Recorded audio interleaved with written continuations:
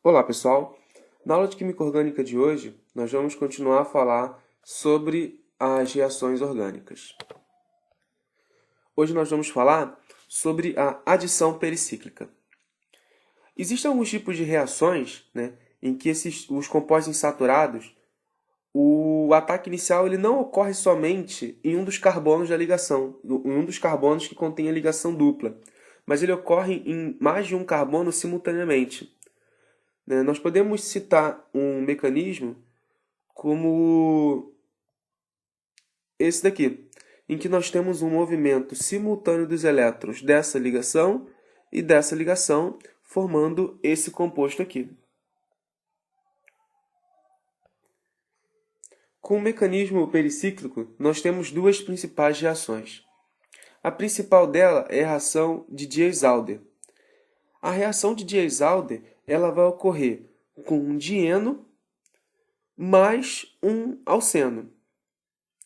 Esse dieno ele tem que ser conjugado, de forma que no final nós vamos gerar um produto cíclico. Essa reação ela é simples e rápida de ser executada e ocorre uma grande variedade de compostos. O que vai acontecer aqui é inicialmente um movimento simultâneo desse par de elétrons aqui e desse par de elétrons. Esse par de elétrons aqui, em preto, ele vai fazer agora a ligação entre esse carbono e esse carbono. E esse par de elétrons aqui em vermelho, ele vai fazer a ligação entre esse carbono e esse carbono. Então, o composto que nós vamos gerar vai ser esse daqui. Só que se nós olharmos, esse carbono aqui, ele tinha dois hidrogênios ligados.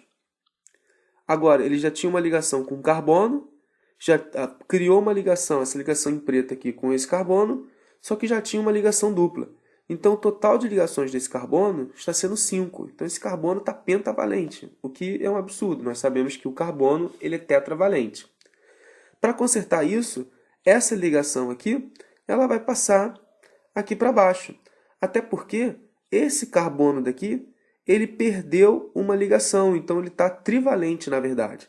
Então, agora essa ligação ela vai passar entre esses dois carbonos aqui, para satisfazer esse carbono, no lugar dele ser penta, ele vai ser tetra, e esse carbono, que no lugar de ser tri, ele também vai ser tetravalente. Então, o composto final que nós vamos gerar vai ser esse daqui. Um outro exemplo de reação que vai acontecer da mesma forma. Nós temos um dieno conjugado e nós temos um composto com uma ligação dupla aqui, que é chamado dienófilo. Bom, esse dienófilo, essa ligação em preta, ela vai sair, fazer uma ligação com esse carbono. Essa ligação em vermelho, ela vai sair, fazer uma ligação com esse carbono. E para satisfazer esse carbono e esse carbono, essa ligação aqui em azul, ela vai descer e fazer parte desses dois carbonos aqui. Então, o composto final que nós vamos gerar vai ser esse daqui.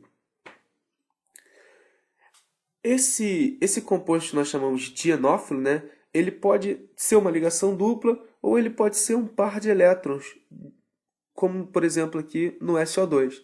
Nós temos aqui um dieno conjugado e nós temos um SO2 que tem um par de elétrons disponível para fazer uma ligação. Inicialmente, nós vamos ter essa ligação em vermelho vindo para esse enxofre. Esse par de elétrons agora vai fazer uma ligação com esse carbono e esse par de elétrons aqui da ligação dupla vai descer para poder satisfazer esses dois carbonos aqui. Então, no final, o que nós vamos ter vai ser esse composto aqui. E a segunda reação pericíclica que nós temos é a reação de Paterno-Butt. Essa reação, a única diferença para a reação de Diels-Alder é que nós não temos o nosso último passo em que há um movimento dos elétrons, de um par de elétrons, uma ligação dupla, para poder satisfazer os carbonos que estavam penta e trivalente. Nesse daqui nós vamos ter um movimento simultâneo simples de cada um dos compostos.